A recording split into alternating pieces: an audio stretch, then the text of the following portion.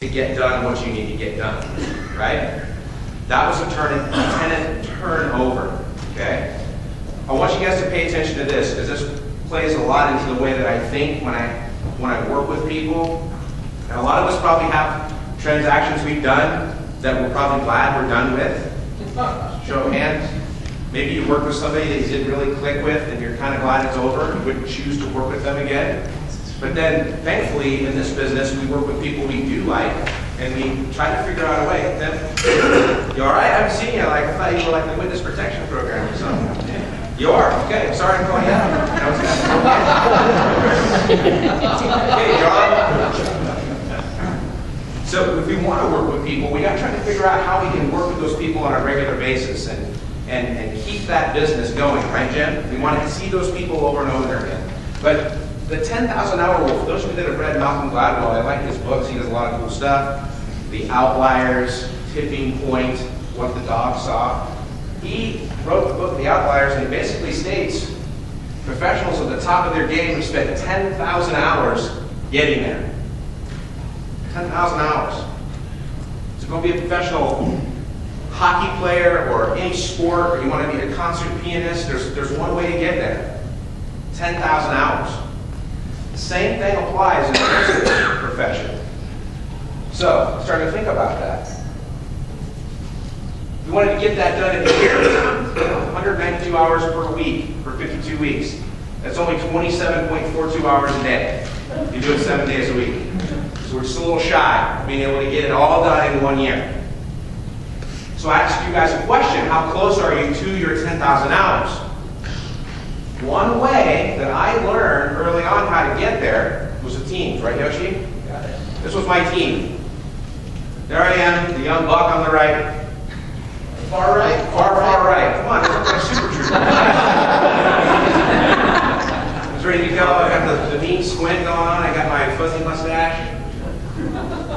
Now, they put us in the academy class in the sheriff's department, and they told us that we had to rely on the man next to us. So even if I didn't have 10,000 hours to do what I was doing, hopefully the guy to my left and my right knew what he was doing. So this really got me thinking about my academy class. There were 85 individuals. Now I graduated 9th out of 85, so I was top 10.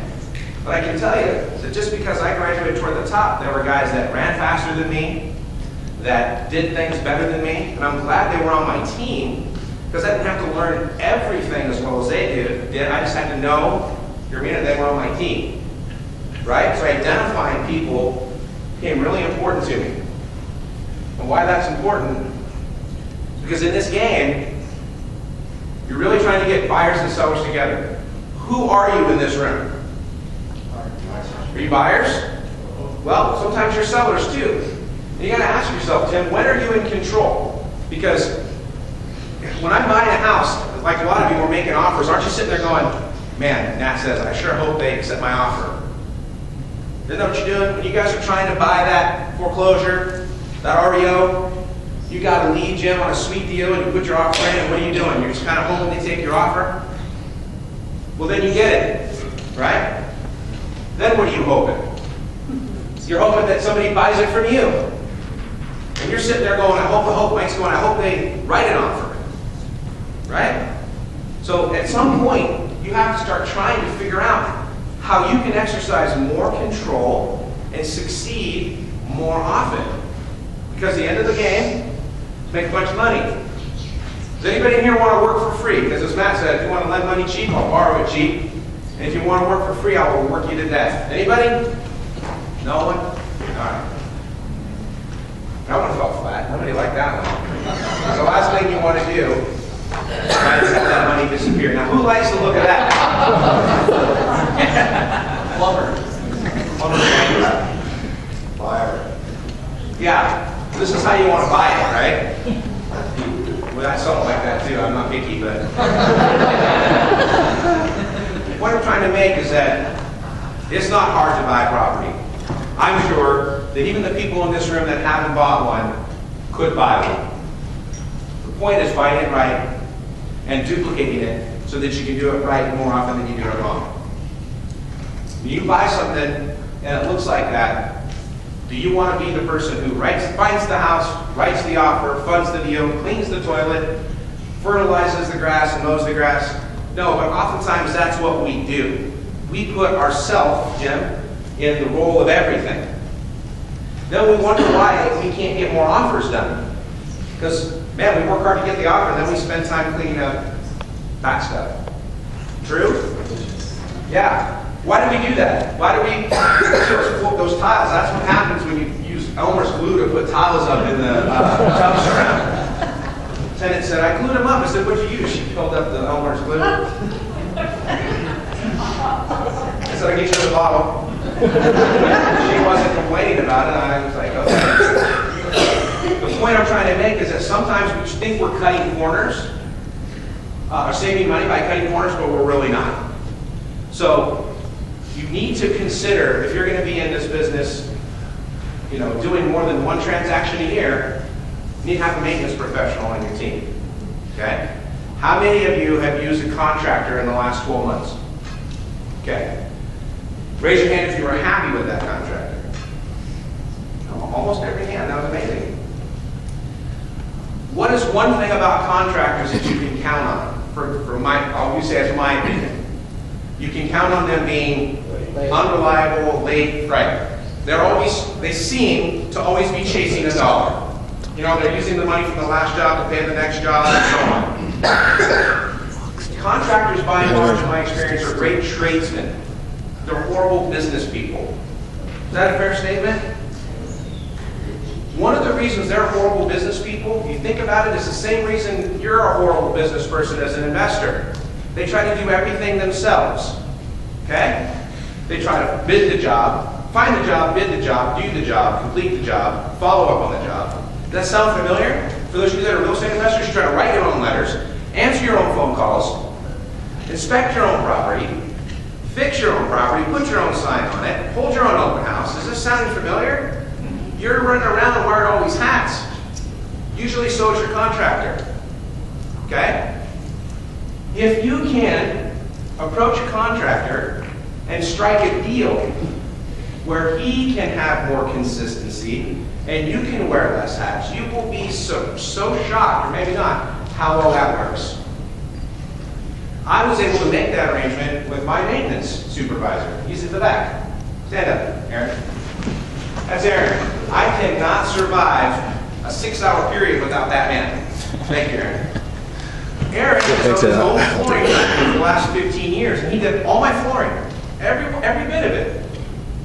Thank God one day he said, I don't think you're going to be around much longer if you don't have somebody watching over your maintenance better. Now, that was a pretty gutsy thing for him to say, but I'm really glad he said it. And then the next words are probably historic. I said, you want the job? And he said, yes. Okay? You regret that day every day since, don't you? Nightmares. Nightmares. He doesn't work 40 hours a week. He works 40 hours a day, it seems like. Aaron, for 4 years, had proven himself reliable and capable in that position. So I used his past performance as an interview, right? To see. I knew our personalities jive. I knew he was a hard worker. And there's one thing that he had that I want you each to look at when you're building a team. He had owned his own business. This is really important. That's one of the key things now that when I'm making strategic partnerships, I'm not going to put a strategic partnership in place, Matt, unless that person has owned their own business. There's just something about having to make your own payroll and make it work yourself. There's an understanding there. Does that make sense to you? So one of the rules when you're building a team is interview that person and say, do you do this full time? If they don't do it full time, you really got to consider that they're not part of your power team. And have you owned your own business? Okay? Those are two key questions that I have asked every single person that I have on my team. This is an image that I use all the time, so people are familiar with it, like Joel knows it. This is from Peter Fortunato. This is a house, and there's 7 pieces in that house. And at the bottom it says the foundation of each transaction is security. When you're buying for rental properties, you're looking for the what? The income, the management, tax benefits use. You can take all those things, but as you can see the foundation is built there. How do I find these things to make them come together? I've shown you my maintenance guy. For me, I need full-time leasing agents. Dustin, stand up. Dustin is one of my 3 full-time leasing agents. Dustin's been with me 5 years now. Last month he did 15 leases. That's a guy you keep, right? Do you agree with that? Yes. He knows how, he's gotten, one of the requirements in my team is you can't work on my team unless you own your own properties. You just can't. So if you want to be part of my team, you have to own property. You have to own rental property. Okay? How many doors do you have now? Probably 32. 32, good job. So, I've got a maintenance guy. I've got specific maintenance. He can do other things, but his sole purpose is maintenance. Dustin's sole purpose, leasing. Okay? I don't know if Heather considers herself part of my team or not, but can you stand up, Heather? Heather's an agent, Heather's a lender, and she's willing to get in and get her hands dirty. Okay? She owns her own business, right? So you got to have a realtor on your team. Thank you, Heather. The point that I'm trying to make is that I've done business with each of these people before I brought them on my team.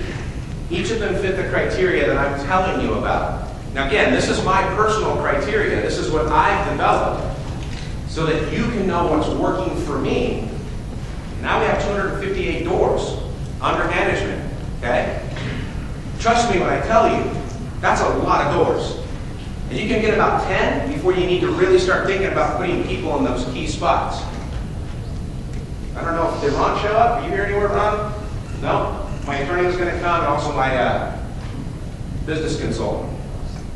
Is Ted here? Man, everybody's bailing on me. My team sucks today. Dang, I mean, all I said was work all day and work all night. They wouldn't do it. They're fired. All of them are fired. They're all working here. Maybe, yeah, they probably are. Covering it. Here's the thing. Guys, this was kind of an esoteric subject. When Matt said, Sean, I'd like to talk to you about team building, it's such a personal thing, right? Because I have 5 kids. I am not LDS. I moved here from Southern California. That's been hard for me. I'm just being honest with you. Most of the people I run into are members of the church. And I either get points for not being a member of the church, or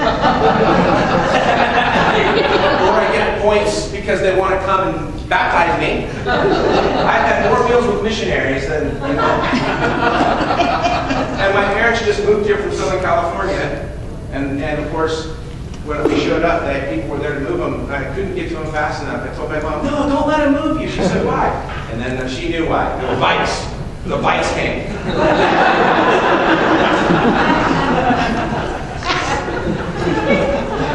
So my point with that is you guys have to know personally what's okay with you. I work on Sundays. I just do. When I'm working with somebody on my team that's a member of the church, I need to be respectful of that. It's just the right thing to do, okay? Here's some key things. Other than what I've told you is, make sure they're competent, okay? Make sure they own their own business. For me, I'm in the real estate business, right? So they got to own their own real estate. Now, I made an exception for Dustin. He didn't own any when he started with me 5 years ago. But that changed pretty quick. And the main reason for that is this. Vinny? Vacancies, I want them to feel what it feels like to have vacancy.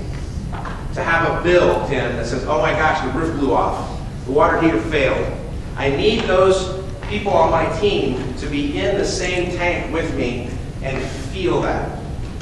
I also want them to feel the elation that comes when we're driving down here tonight.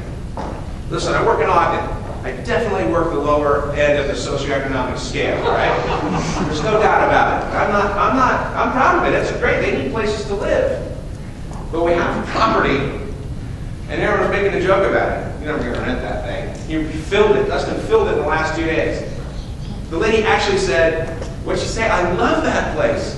And we couldn't stop laughing over the fact that this lady just can't get enough of this house. I don't know why, but I'm not going to question it. She's in, man. And what that shows us is there's this bond, there's this common joy that happens when we've been working so hard. And I have tier 1, tier 2, tier 3, right? Tier 1 is ready to go. Smells good, looks good, clean and serviceable. Tier 2 has a funky smell, still looks pretty good. And tier 3 probably shouldn't show this yet. This is the tier 3 property. But he killed it, so that's all that we had left. I mean, my whole team did 30 leases this month. That's incredible. In August, that's incredible. They crushed it, right? But when we can do that as a team, we all feel better. So we celebrate our successes, for sure, don't forget that part, and share in your failures. Is that okay to tell you that? Respect each person's strengths, because over the last 15 years, I have accumulated over 10,000 hours of real estate experience. The neat thing is that Aaron has 10,000 hours in construction experience. Does that make sense? And Dustin has now well exceeded his 10,000 hours in property management. And Heather comes on board and she's got 10,000 hours of administrative assistant work, and now that she's transitioned into hard money lending and realty, she's now benefiting from all of the experience that we've all done, and we put it in the pool and we share it. Why is it then that people do or do not want to work with you? We don't have time. 2 minutes? Yeah. Oops, wrong one. You can look at that if you want. That was my marketing piece. Different class.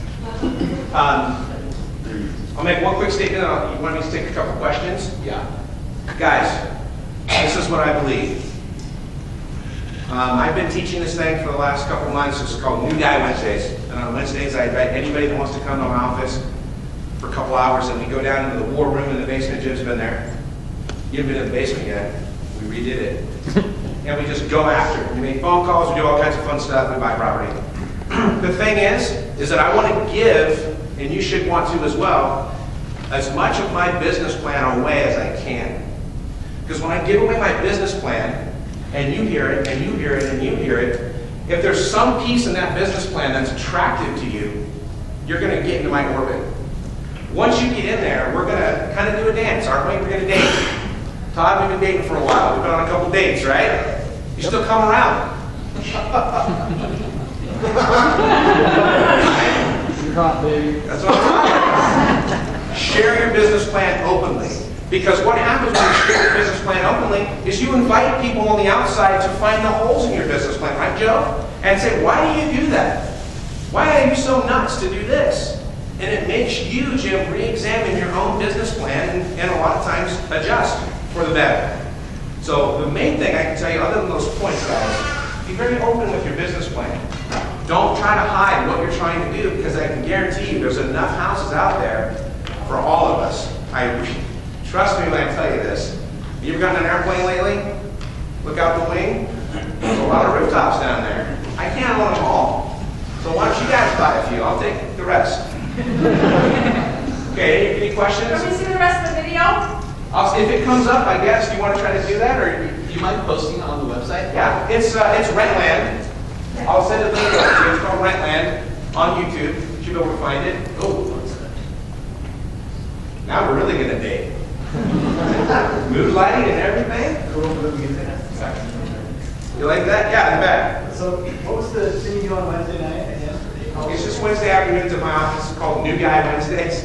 I don't have a cool name for it. New Guy, if you want to come check it out. New Guy Wednesdays. Who's been to New Guy Wednesdays? 2, 3, 2. I'm always there for some reason. What time? Are girls invited? What? Yes. In-person Wednesdays. God, let's see. Guys are like universal.